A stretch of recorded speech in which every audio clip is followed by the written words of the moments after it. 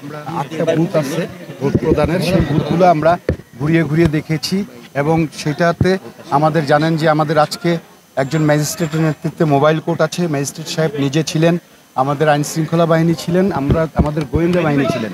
সবার উপস্থিতিতে এই কাজগুলো করতে আমাদের, এবং আপনাদের গণমাধ্যমের কর্মীরা ছিলেন, আপনাদের সবার উপস্থিতিতে এই কাজগুলো করতে আমাদের আধা ঘন্টা সময় বেশি লেগেছে। আমরা নির্বাচনের পরে 5টা পর্যন্ত আমাদের নির্বাচন, 5টার পরে আমরা আবার আধা ঘন্টার সময় বাড়িয়ে আমরা 5:30টায় আমরা নির্বাচন শেষ করব।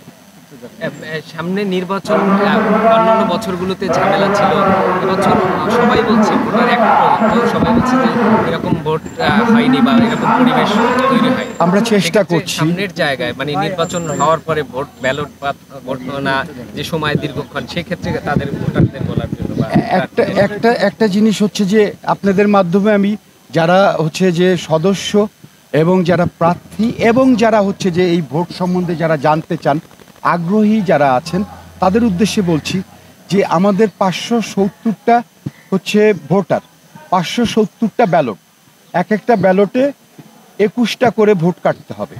তো আমরা সেই কাটা ভোট যখন গণনা করব, আমরা যদি একটি ব্যালট, কারণ একজন বলবে এটা ঠিক হয়নি, ওটা ঠিক, ওটা ঠিক হয়নি, এটা ঠিক, এগুলো করতে করতে আমরা যদি 2 মিনিট করে ধরি, এক একটা ব্যালট গুনতে কাউন্ট করতে যদি 2 মিনিট করে ধরি, তাহলেও 1100 মিনিট, 1100 মিনিট যদি আমরা ঘন্টা দিয়ে ভাগ করি, তাহলেও 19 ঘন্টা আমাদের ভোট কাউন্ট করতে, তাহলেও 19 ঘন্টা লেগে যায় 2 মিনিট করে যদি আমরা এক একটা ব্যালটের কাউন্টিং ধরি। তো সেইটা অনেক সময় যখন দেখবে যে আমাদের দেরি হচ্ছে, লেট নাইট হচ্ছে, ভোর হয়ে যাচ্ছে, তাহলে আসলেই যারা আমাদের এই কাউন্টিং সম্বন্ধে যারা চিন্তা করবেন, তারা কখনোই যেন ভুল চিন্তা না করেন। কারণ হচ্ছে এটা একটা পার্ট আমাদের, এবং আমরা যার জন্য ব্যাখ্যা করে দিলাম যে আমাদের 570টা ভোট গুনতে হবে। 2 মিনিট করে যদি আমরা সময় নিই, তাহলেও 19 ঘন্টা লাগার কথা। তারপরেও আমরা যত তাড়াতাড়ি পারি আমরা গণনা করব।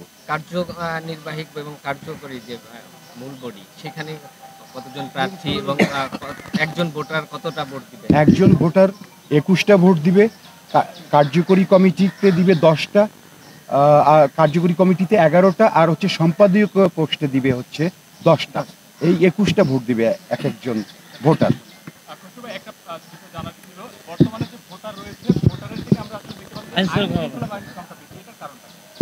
এটার কারণ হচ্ছে যে আমরা হচ্ছে যে যেহেতু আমাদের এইটা শিল্পী সমিতির নির্বাচন, এবং আমরা বলতে পারি সেলিব্রিটি নির্বাচন, ভোটাররা বা সেলিব্রিটিরা যেন নির্বিঘ্নে ভোট দিতে পারে, তারা যেন নির্বিঘ্নে এখানে যাতে কেউ তাদেরকে ডিস্টার্ব করে। আপনারা নিজেরাই উপলব্ধি করছেন যে আমরা কিন্তু কতটাই আমরা হচ্ছে যে চেক দিয়েছি, এবং সব ক্ষেত্রেই আপনাদের গণমাধ্যমের ক্ষেত্রে আমরা হচ্ছে যে ওই উৎসুক জনতার যারা এসে শুধু শুধু বিরক্ত করবে এই সেলিব্রিটিদের, এই শিল্পীদের, ভোটারদের, সেই দিক থেকে সব কিছু থেকেই আমরা একটা হচ্ছে সুন্দর পরিবেশে নির্বাচন করার জন্যই আসলে বাড়তি নিরাপত্তা। এবং বলেছি তো যে আজকে আমাদের হচ্ছে একজন ম্যাজিস্ট্রেটের নেতৃত্বে মোবাইল কোর্ট, এটা আপনারা বাংলাদেশে বলবো যে এর ইতিপূর্বে দেখেছেন কিনা যে কোনো একটা সমিতি, একটা প্রাইভেট বডি সমিতির নির্বাচনে আমরা ম্যাজিস্ট্রেট সব, আমাদের মোবাইল কোর্ট আছে, আমাদের গোয়েন্দা সংস্থা আছে, প্রচুর আমাদের র্যাব আছে, আমাদের পুলিশ আছে, প্রচুর আইন শৃঙ্খলা বাহিনী আছে, সবগুলোই আমরা অ্যারেঞ্জমেন্ট করেছি শুধুমাত্র আমাদের শিল্পীদেরকে সুরক্ষা দেওয়ার জন্য। দুই পক্ষ এবং স্বতন্ত্র প্রার্থী আছে, আসলে কারো পক্ষে বিরুদ্ধে অভিযোগ আছে কিনা, পেলেও ব্যবস্থা নিয়েছেন কিনা? আমরা গতকাল একটা অভিযোগ পেয়েছিলাম, একজন প্রার্থী আর একজন প্রার্থীর বিরুদ্ধে অভিযোগ করেছিল।